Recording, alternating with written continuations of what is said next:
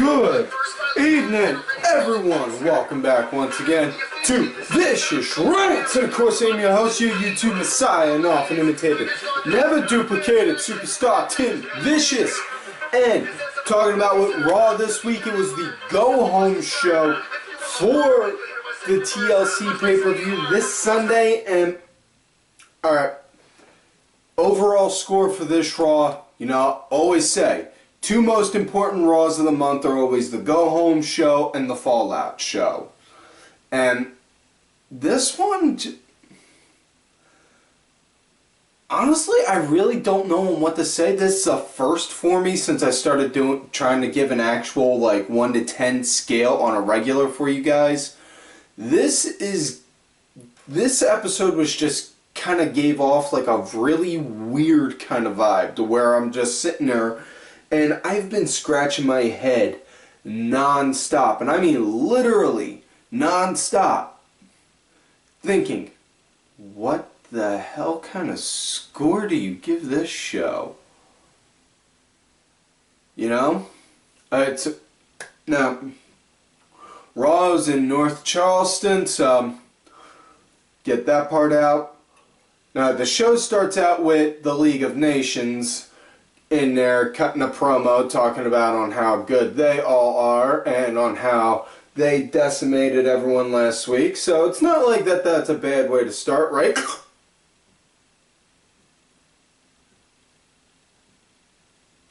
Yeah. Pretty much summed that up. It was just, oh God. Really? You know, I mean, okay, an idea for on how they could have done it, obviously, instead of having, like, you know, obviously, if you're going to do, they're going to have somebody go and cut a promo talking about, for it.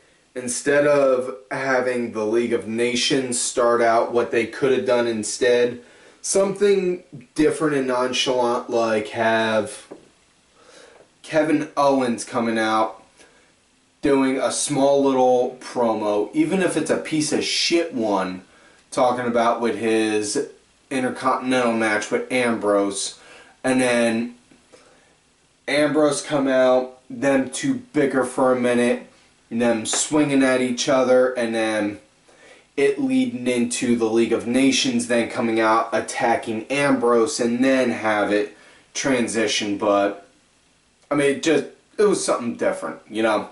And that's the key thing, always emphasize on this show. Bitch about a product, by all means, go ahead, bitch about it, offer an idea, something, whether it's good or bad, that you think could help make it different. Now, moving forward, they start out and they're talking about on how they're the best out there and all this, that, and the other jazz. And then next thing you know, boom, Wyatts. And I'm not kidding, folks, the Wyatts came out. In which case, all I thought was, well, this is interesting. Let's see on how this plays out. Brie comes in there and says, you guys say you're the best out there. As far as I'm concerned, you're all just living in my world and I'm letting you. Now, we're not here for the fun. We're here for the mayhem. And then just as it looks like they're getting ready to go at it, I'm about to see Wyatts versus League of Nations, the Dudleys come out. And all I could think is, ah, damn, talk about fucking killing the mood. Because then Bubba comes out, and they talk about on how Bubba, Devon, and Tommy come out, you know, and then they bring out their third guy who, it's Bubba Wright, swore to this guy he never would see him, stab him in the back in a million years. Would never, will never have any kind of, will never really be able to trust him again. You know, he will never have that kind of trust and hope in him. At least that was until he put Dixie Carter through a table. And he brought out Rhyno. Not that surprised it was Rhyno, honestly, because considering Rhyno, he does work with NXT, you know, as part of the enhancement talent for down there, which, okay, all well and good with. Personally, I was hoping for NewJack. If y'all listen to the conversations that me, my executive producer, Oliver Ben, and the Masked Mark have had, trust me, you would all understand and appreciate why. Because NewJack, that would sell it. Perfect. That's all I'm saying. NewJack! But yeah. So they come down,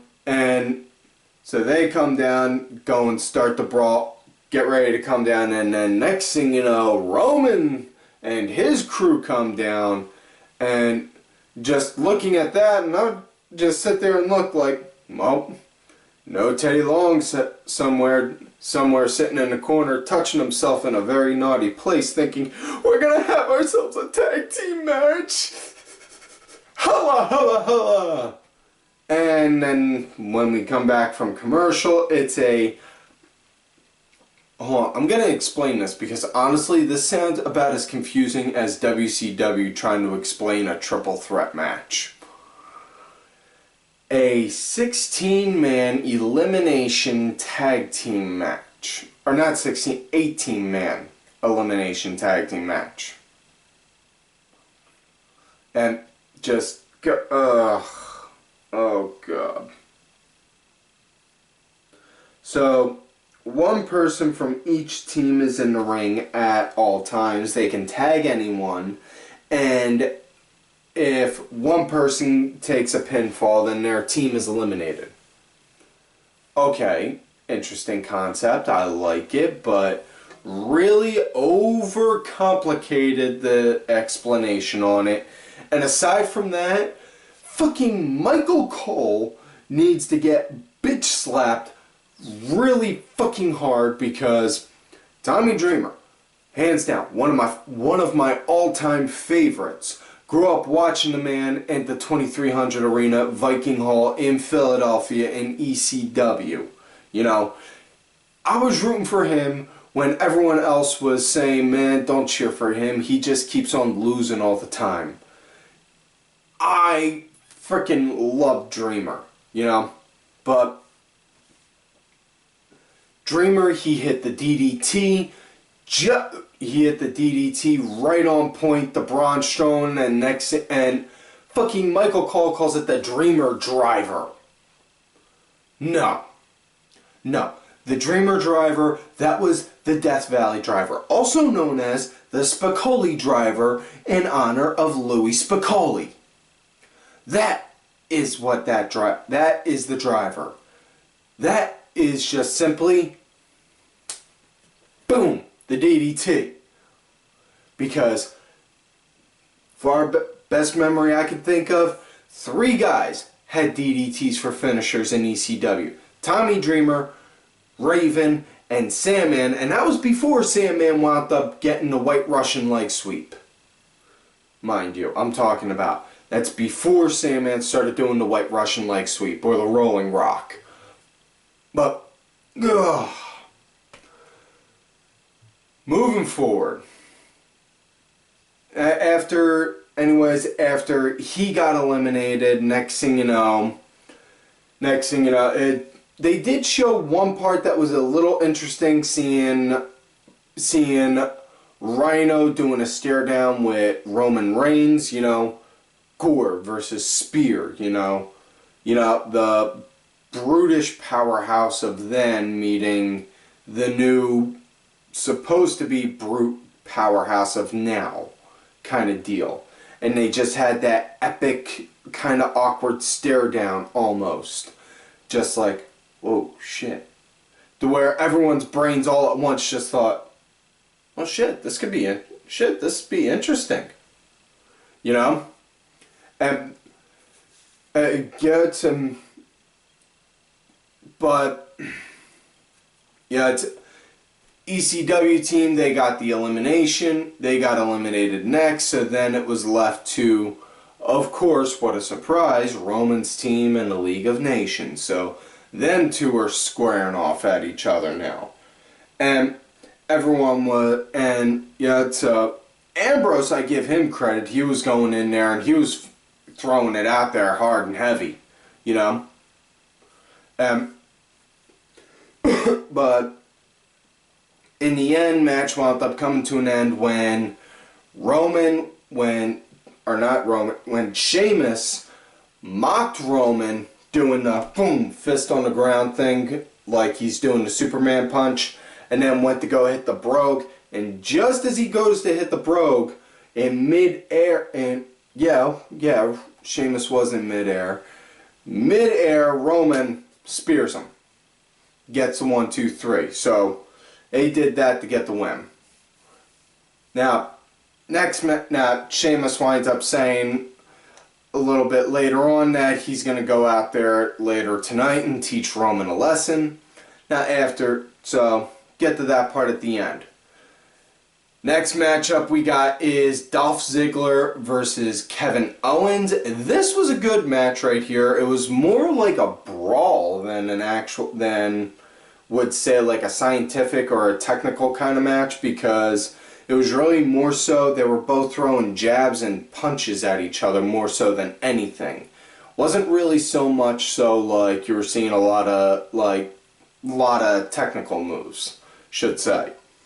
You know, but it was good nonetheless. I thought this was a good match. You know, it was a good type of match. You know, like that Owens, he just stayed consistent, targeting shoulder. You know, and that's the thing, you know. Yeah, it's like because Ziggler went to go do a running charge on Owens.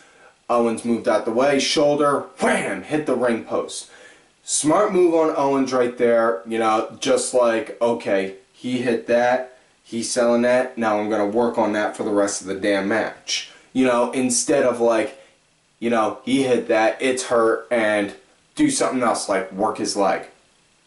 Because let's face facts, people have been stupid enough to do that and just sit there and think, why the fuck are you targeting the leg when he's hurt when he hurt his shoulder? That is got a giant fucking bullseye right there. You know? But yeah. Yeah, it's a thing that kind of was really confusing more so than anything on this was Tyler Breeze was over in his VIP corner the whole time watching, just like, you know, like, well, obviously with the selfie stick, like, while he's sitting there sipping mojitos and munching down on some snacks. You know? Made no sense because he had nothing to do with the match itself or in regards to the aftermath from the match. Now, match wound up coming to an end. Owens got a clean win on Ziggler using a pop-up powerbomb. After the win, though, Ambrose came down with a thing of popcorn and a soda in his hand because he was watching in the back and they were showing that he was doing that.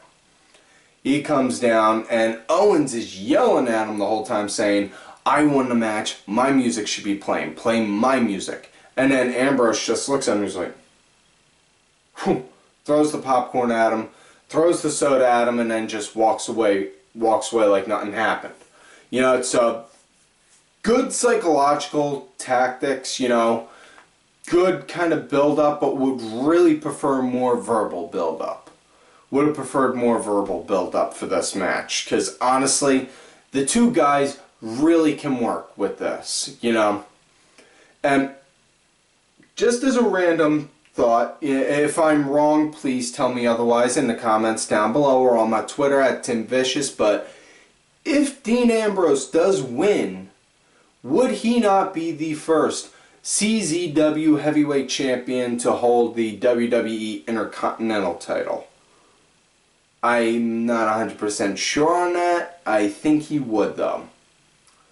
Yeah, but next matchup after that, it was Sasha and Naomi versus Brie and Alicia Fox. In which case, again, folks, courtesy of KFAB News, that, you know, sources have indicated Brie mode is exactly just like Montezuma's Revenge.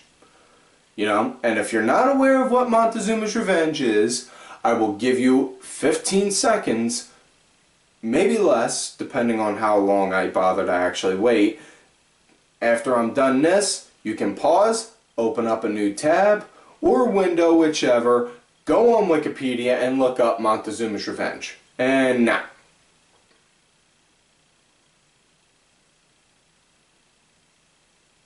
Okay, that was enough time. So, now this was really just pretty much an ST Divas match more than anything. I mean, granted, yeah, it was cool that they were showing that, you know, Sasha's team Bad, that they're all still together, going strong, and now they're doing this whole funny little gimmick where they do Unity thing, which, okay, yeah, that's cool. Whatever. You know, can't really knock it. Love the New Day unicorn thing. But thing is, I'm getting at is, you know, it's just kind of confusing because, you know, you don't really have a whole lot of women on the roster. Okay, we got Paige, Becky, Charlotte, Sasha, Naomi, Tamina, Nikki, or Brie, and Alicia. You got 8 women that consist of your women's main roster. You know, the NXT roster is more active, and, you know, for crying out loud, the ones that get more TV, the ones, yeah, what they really need to do, you know, start having some NXT girls come up and work some matches. Just be like, you know what? Let's see on if this girl's got what it takes. Come on up, honey. And then have, you know, just some random NXT girl like, you know, like Liv Taylor or Aaliyah come up, and then next thing you know, boom, take them down in like 2.5 minutes. Just so that way, chew the clock, get them an idea of TV time, but also, you know, give the sense of introducing the character, saying, hey, this girl's from NXT. And then she gets that main roster kind of rub when she goes back to Orlando next week.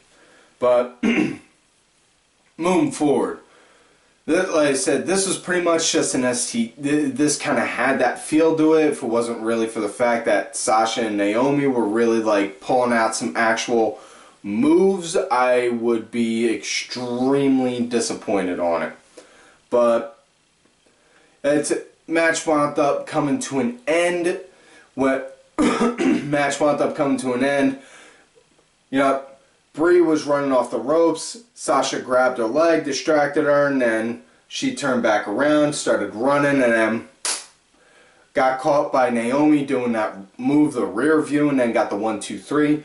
After that, best ending segment of Raw, best ending to a segment on Raw ever. The New Day came out with freaking unicorn horn headbands, and next thing you know, handed them all to Team Bad, and then they all just started, you know, dancing and all, in which case I was also laughing hysterical because my timeline on my Twitter blew up with every guy and a few women as well, I won't mention names. Everyone's jaw hit the floor just seeing Sasha twerking, and just like, oh. In which case, I'm pretty sure half the internet had like a giant Randy Marsh moment on that one. And if you don't know what I mean by the Randy Marsh moment, you need to go back and watch a few of the other episodes in regards to that reference. Now, moving forward, next matchup after that, New Day was already down there, so then they had their match next. It was against the Lucha Dragons. Before the match started, New Day cut a promo talking about on how they have the triple threat ladder match on Sunday, and on how they're gonna win. And you know, they don't need to give out handouts. They just do. They give freely, and they can achieve to the top with no problem. And they used an example of Kofi being a defenseless little cat in a tree. while Big E was the tree and Woods was the guy saving the cat. You know, if you're trying to explain that part to a person who doesn't watch wrestling, yeah. Now that you think about it, you try to explain that to somebody who doesn't watch wrestling, that would probably be why they say, dude, seriously, I'm not watching that. Now that I think about it. Moving forward, though. New Day's opponent was Lucha Dragons, and Usos were on commentary. It was an interesting match, but, you know, there was nothing significant, like no big spots, nothing to give a wow factor. And, yeah, like I said, Usos commentary. Usos on commentary are just as exciting as Usos in the ring. And the Usos in the ring are less exciting than staring at a wall watching the paint on it dry. Now, if you don't like the fact that I think that, you know, that's all well and good. It's my 2 cents. It's my show. I can give my 2 cents. You don't like it, you know. But yeah, I mean, it was nothing really interesting match-wise. You know, as far, like I said, match-wise, there was really nothing interesting on it. Match wound up coming to an end, though, when Woods, he had the trombone, he started getting near the Usos' face, playing the trombone to them, until eventually, you know, they wound up taking it off him and then started stomping a mud hole in him, which case, it's not very babyface-ish. You know, New Day's supposed to come off as the heels. And they're not just being heels, they're being heels that are giving off a babyface vibe and pretending to act like babyfaces, in a sense. But the Usos are faces and they're doing a heel move. It just, ugh. It made 0 sense to me. You know? But yeah, they started doing that, and then next thing you know, Kofi got distracted, and then Sin Cara got a roll up and got the 1, 2, 3. So, Lucha Dragons won. So, 10 gets you 20. They're not going to win the match on Sunday. Hopefully, New Day still wins that match, but if not, then it's most likely looking to the Usos, but really hoping they don't, because like I said, they just, nothing against them on a personal level like with Ryroyd, it's just, they haven't done anything to give a wow factor, you know, to make me notice and say, these guys are good. All they are is just workers, you know. But next matchup, it was Ryroyd versus Rusev, which pretty much equaled to being the piss break of the night. And the only positive on this was Lana, really, that was it. Just that, straight up. You know, nothing else really, other than that. Yeah, after that, you know, it's, excuse me. Match wound up coming to an end.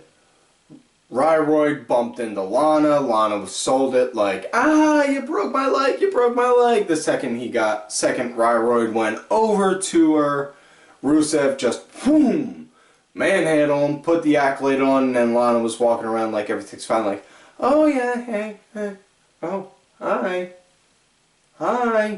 like nothing happened, which, all well and good, you know, have absolutely zero problem with that whatsoever. You know, a lot better than, you know, on how they were playing her recently, you know. But yeah.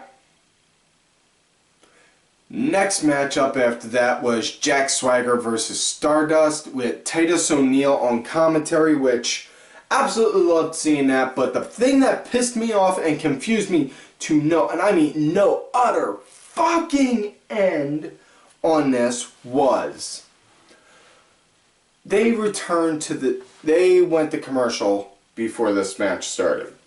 They returned from commercial in mid-match, 0 ring announcement on the television end. So, while everyone in the arena knew this following contest except for one fall of making our way to the ring, that's such and such and such, la la la la la, all that. Whereas we get, hello everybody, welcome back to Raw, and oh, Swagger with the Swagger Bomb.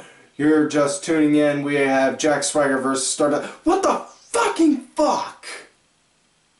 Seriously, don't come in a mid-match. That's just completely, that's just so stupid. Seriously. You know, and really, it made zero sense, you know, that and having frickin', that and, yeah, it's, I mean, it just, ugh. There wasn't even really much for the match when it came back from commercial. It was on for about a good 30 seconds to maybe a minute and a half. And that whole time, it was just Titus hyping up on how he keeps interrupting Stardust's promos. And then Swagger locks in, gets the ankle lock in, Stardust taps. And then, boom, Del Rio comes down, and then they have a chair fight for a second, and then Del Rio walks off, leaving Zeb there, and Jack just says, "What happened to you? What happened to you? What happened to we the people?" And then grabs Zeb's hand and was like, "What happened to we the people?" And then Zeb just scoots off in the scooter, and then they show in the back Del Rio firing Zeb Coulter. So, yeah. Next matchup after that, we got Tommy Dreamer versus Braun Strowman, and man, if anyone knows anything about with Tommy Dreamer's run in not in ECW, I should say, I'm sorry. Anyone knows Tommy Dreamer's run in WWE, I really shouldn't have to explain this match. It was pretty much what it was. It was just a giant fucking squash match the entire time. Dreamer was just decimated the entire time, and Braun won with a choke out. Dreamer went for the DDT, Braun just picked him up, and then next thing you know, choked him out. So, that's that. Next matchup after that, well actually no, there wasn't a matchup after that. After that, it was the closing segment of the night with Sheamus and Roman. Roman comes down to the ring first saying, "You know, Sheamus, you say you're going to teach me a lesson and you're going to call me out, but I'm the only one out here. Where are you, man?" And then Sheamus comes out and says, "You know, I didn't get the championship by being foolish and running into a fight just like you. You're gonna go and use that chair on me. Okay, if that's on how you feel." Toss the chair out. "Oh, I know you. You're gonna want to put me through that table." "Well, yeah, I'm gonna want to." "Yeah, I'm not going in there if you got that table in there." "Oh, okay." Toss out the table. "Well, I know you're going to want to put my face through that ladder. You know, I could just do it right now." "Well, I'm not going in there if that ladder's in there." "Well, okay, then hold on." Throws out the ladder. "Well, I'm not going to sit here if Michael Cole's over there." "Okay, hold on." Rips off Michael Cole's head and sticks it in a fish jar, and then punches Sheamus right in the face, and then gives the title to Dean Ambrose. And wait, no. Confusing fantasy with reality. Damn it. Hate when I do that. But yeah. Short from the Michael Cole head-ripping part, that's pretty much what was going on right there. That and Roman, you know, throwing out the cheap shots, you know, doing the Irish potato stereotype, which, you know, pretty cool with most stereotypes being thrown at me about being Irish, you know, but the potato one, just, ugh, do not like that one, you know. Just because I'm Irish doesn't mean that, you know, you put a potato any kind of way in front of me and I'll eat it. You know, there's more to us than that. More so to the point, it takes us a 3-day tan just to get pale.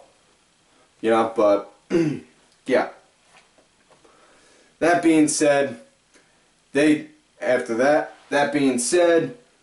Roman said, "Well, Sheamus, I guess you ain't got no potatoes, huh? Guess you just got tater tots. Saying he ain't got no balls, basically, and then after a little bit, then he goes in, and they start brawling. They brawl. They got in the fan stands, circled all the way around from the ramp, all the way back down to the ring, and then, you know, it ends with Roman spearing Sheamus through a table, you know, standing tall. So Roman, he's coming off looking strong, good and strong, you know, leading into the pay-per-view. So, yeah, smart money saying Sheamus is going to win, but gut saying Roman will still. But that's it for this week's show, folks. So, like all normal, do not forget to like the video, subscribe to the channel, go back, watch the other episodes. Look for me on Twitter at TimVicious. Make sure you also check out my backup account, Tim_Vicious. I'm also out there on that Facebook gimmick, Tim Ash. Also, excuse me. Also, do not forget to check out the music that was provided for this show, courtesy of my executive producer, Mr. Ali Ben. His music is out there on Spotify, iTunes, Xbox. Details on that are in the description box, and if you have any questions, complaints, concerns, grunts, groans, whatever you feel about with this show or the product on wrestling, feel free to leave a comment down below. I take negative criticism so much better than positive criticism because I know where my faults are by getting the negatives. Also, folks, do not forget to follow all of these cool-ass cats right here on Twitter. Vicky Earls, I am Danny Sunday, Axel Mulligan, Sunday Segway. I was on the Sunday Segway podcast this past week, so make sure y'all check that out. Symphony Sabrina, Cranky SL, Aaron_Deborah, my executive producer, Oliver Ben, his counterpart, Just a Stupid Mark, as well as my client, who, as I have said before, is the true Raw General Manager of Bronx Bitch Forever. And folks, like I always tell you, you love me great, you hate me. Fuck this.